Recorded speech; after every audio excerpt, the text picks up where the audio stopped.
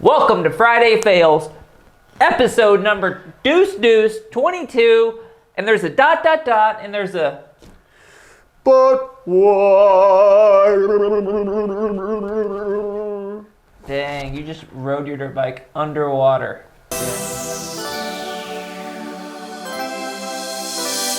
Okay, we're back, guys. Super stoked to be back to Friday Fails. We've changed the format up. We've adjusted things. We've got a new merch site back there. You see the sign that we had custom made from the custom makers of signs here in Austin, Texas. So if you guys want to check out our new merch store, the first 20 people who buy on our merch store get this awesome sticker kit sit in with their t-shirt. We've got t-shirts, we've got hoodies, we've got more designs of we got it all. We've got some pictures. Lots of cool stuff. It's all there. Go check it out. Let's get right into this first fail, right? So if you guys are new here, thanks for watching. If you find value in these videos and you learn anything, a subscribe would be great. That helps us keep them going. Friday Fails, basically what we do is we take a rider's accident, crash, fall, whatever you want to call it. We break down why that happened in hopes of fixing that for the rider and also educating all the other riders out there how not to do that certain move. We usually do 4 or 5 of them. We're gonna check out probably 4 today on this episode and see if we can give you some great knowledge to keep off the ground. You don't wanna crash, do you? I mean, it just depends. Probably not.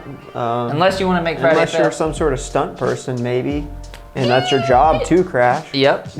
Shout out. Brand X Stunts. Shout out. All right, back to the deal. We got Dylan Swicegood, which I feel like his last name is a joke. It could be an alias. Is an alias? He could be. He doesn't want to know.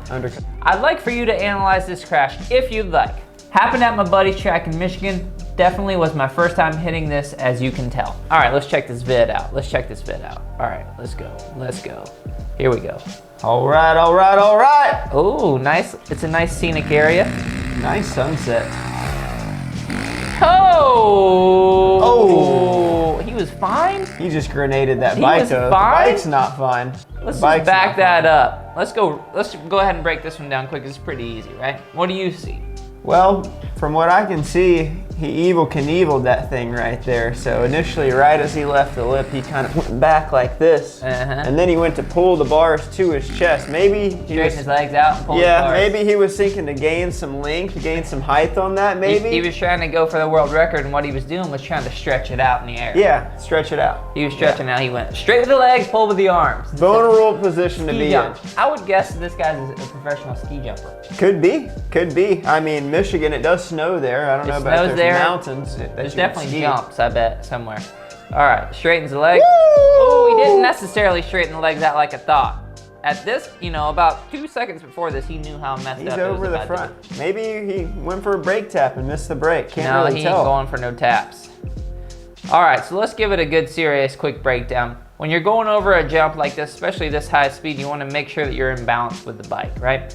And what it looks like here is as soon as you got off the face, you threw all your weight back and did a little pull action like you would a bicycle. So if you've jumped a bicycle a lot, you know that you kind of pull up off the face to get that front end up, and then you push it through the top. He did BMX it. Yeah, he BMX'd it. You kind of want to be central on the bike when you're going through a jump face rather than pulling back or doing anything drastic with your weight on a jump face, throttle, or brakes, right? You don't want to do anything drastic going up a jump. You just want to be smooth like butter. Smooth like butter. So get good standing position. We have plenty of videos that teach you how to do that. And then think about real nice, steady, smooth throttle and driving through the face with your head going forward and not going back. Dylan Swicegood. That's my take on that. And nice job not bailing off the bike. It would have been a lot worse if you would have jumped off the back. He could grabbed a handful though right there at the end. That's got to be a 450. The way that thing flipped as soon as he landed. Yeah, he borrowed his buddy. Woo! He said, hey, you can jump that double. I seen you jump that bicycle before. You did just fine. All right, that was Dylan Swicegood. I liked it.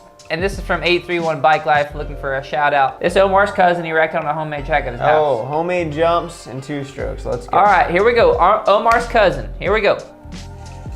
Oh. Bang. Boing! Oh, man, he got catapulted. I wonder who built the jump. They're liable for that. We're going to back it up, go right to the base of the face here. Okay, so what I see is Omar's cousin is hovering over the back of the seat, He's right? on the back of that thing. Like okay, so what's even worse than sitting is hovering over the back of the seat, because you know what happens when you hit the jump face? It slams you to the seat. You know what happens when you come off the jump face? It slams you to the front. Okay, so at least if you're sitting, you're already planted to the seat, and if you apply throttle, you can sometimes get the front end up high enough to not crash at least. This, Omar's cousin, I don't even know if Omar's cousin's wearing a helmet, so rest in peace, Omar's cousin. Shout out, Omar's cousin. Like a darn bunkin' Bronco. So here's what you don't want to do if you're watching this. One, don't ever hit a jump sitting down if you don't know how to jump really, really well. Like, seat bouncing is an advanced technique. So if you hand someone a bike and they're riding around sitting down, they can't stand up, don't point them towards a homemade jump, right? And so let's just gonna go on through it. As soon as he hit the jump face, it was game over, Sally. Ba-boing. I mean, what do you think? He looked like a jackrabbit getting hit with that seat. Just sent him to the moon, man. Yeah, his seat got jackrabbit. Yeah, that rebound.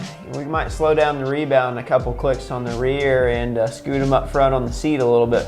Yeah. Slow him down just a little bit for that jump. Yeah, there's a nice little tip you can take from this. When you're seat bouncing, sitting on the back of the seat's not where you want to be, because you're going to get the most leverage or the most pop coming off the jump face. You want to be central on the seat, call it the pocket of the seat. That way that shock's not giving you so much feedback. But for this person, they just need to know how to stand up correctly and go over a jump slow 1,000 times before they start trying to jump this far. Omar's cousin, we hope you're okay, buddy. Hope this helps. All right, we're going down to Sullivan. Sullivan. What's that one cartoon, Sullivan? He's the alien. He's an evil alien. What is that? Sully. Monsters, Inc. Love that movie.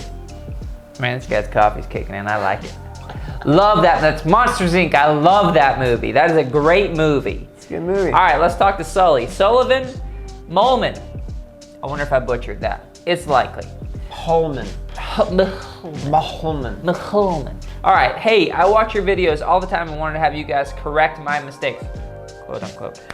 Hopefully this makes it to Friday Fails. You're here. But why? That's his part. Why? Have a good day to all of you. All right, we're gonna check out your video and see how that went for you. Let's see what we got here. All right. All right, you ready? I'm ready, Fred. Play. He's ripping. Oh, this is a look guy.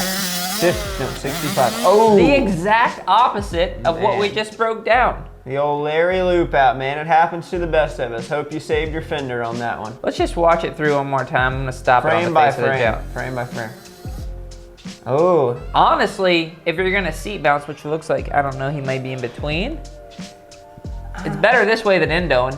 Yeah, he hit the power band right as he was going up the face there. And then he pulled to his hips. Yeah. And then he pulled the bars. The old Evel Knievel. It doesn't work anymore. Nah, only on Harleys. You can't be doing it.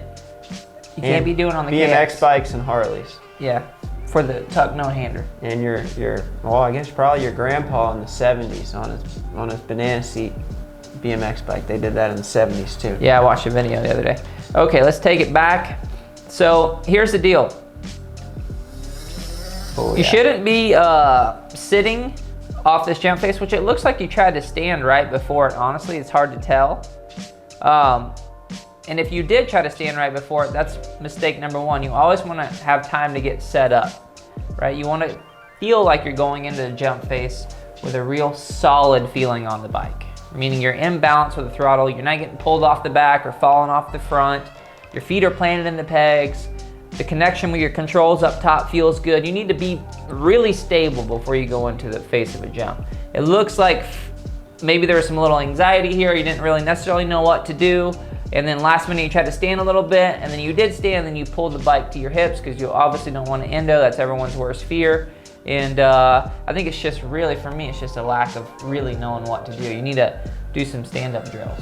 Yeah, and then he hit the power band right as he was going up the face too. So I think that might have caught him off guard a little bit and actually shifted his weight back. Look at that rooster tail. Oh, he's throwing out some rooster tails, boy. The rooster tail is all time. Okay, and so yeah, we get to you in the face here. Woo! And then you got the handlebars in your hips because you know that's really all. Look at his toes are like. I mean, he's everything you can do to get over to the front of the bike, which is about the best you could do in this situation. But what I will say is, learning how to control the bike in the air, tap the back brake to get the front end down might have helped here. Yeah, it's just a lack of experience with good coaching. So if you were his coach, what would you tell him to practice? Because you are his coach right now. I would tell him to find a nice flat piece of ground, get good standing up first of all, fully understand that, and then work on actually rolling the power on and leaning forward just a little bit into that power, but not breaking at the knees. And then you can apply that to the jump eventually. There you go, Sullivan. Thanks for sending the video in. Noah's always get wild. Noah's always get wild. Hi, my name is Noah, and I recently wrecked my dirt bike when I was descending in a pipeline/hill climb. Descending, not ascending, descending. I think I was going too fast, but I was wondering if you could give me some riding tips. Well, absolutely we can. All right, let's hit this play button. Let's get this bigger and then hit this play button. Here we go. All right, we're descending. Ripping. Oh man, you just washed your front end. Those leaves got you. Yeah, you just washed your front end. On the 150. Knee pads, Noah. Get some knee pads. Oh, look how rocky it is here in this little berm. Yeah, he's ripping. Yeah, you rode a dirt bike down a mountain bike trail. That's your first mistake. Kind of does look like a mountain bike trail. Yeah, is it? Because we'll come ride with you. Yeah, I don't think it was anything that you technically did wrong other than just having a little bit of track awareness, or in this case, trail awareness. What was going on in that corner. I can't tell if you grabbed the front brake. If you do grab the front brake while turning in real loose conditions, that can start that wash. But what you also got to think about, if there's one big rock in a corner, all it takes is for that rock to pick your front wheel up off the ground a few inches and move it whatever way, and then it starts the slide.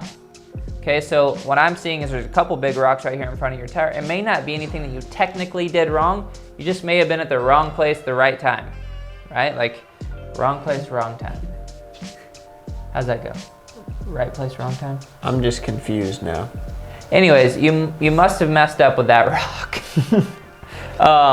And that just popped your front end out, and then from there you caught a couple more rocks and never let it get back and get grip. So hard to tell with the GoPro vision what we could change with the body position always. So for the people that are going to send in, if you can get your buddy to take a video you crashing, that's better than you crashing on a GoPro. What do you think? Well, I think with today's weather patterns and things like that, Global you know, warming with stuff. this being a downhill trail and the way that water flows downhill into the lowest part of the trail here, some big rocks might have got picked up by water flow down into the low part of the trail. Right. So we want to work on, when we're riding trails like this, ride on the high part of the trail there, and there's a little berm right there. You could have rode right over those rocks. You would have had a nice little berm to lean into there, maybe get some traction, maybe that front end wouldn't have tucked there. Yeah. So I think it has to do with today's current weather patterns. Yeah, so if you could change the current weather patterns, I doubt you'll fall anymore, basically. So work on that. Work on not hitting the rocks. And then, yeah, just keep having fun, man. Just keep having fun. It's good times. And that's that for this Friday Fails. Fun is one. We're doing 4 each Friday Fail, so we want to give all of our, what do we call them, entries? What do we call these people? Our subscribers. Subscriber submissions. Subscriber submission, we want to give them the most amount of love possible. All the love, the big heart. You can put a big heart on the screen. I love it. I'll email you back too. Cody emails you back. So if you send those in, Cody emails you back. It's usually about 4 or 5 weeks later than you actually send them in. No. 4 or 5 hours. 4 or 5 hours. Maybe even minutes. And don't forget, we've got merch. shopmxf.com. We have a beautiful sign up there, custom made by beautifulsigns.com. Don't check them out. Check our page out. We've got tons of cool stuff. We got shirts and hoodies and shirts and stickers and shirts and stuff. Yeah, check it out. If you love this video, we've got more over here.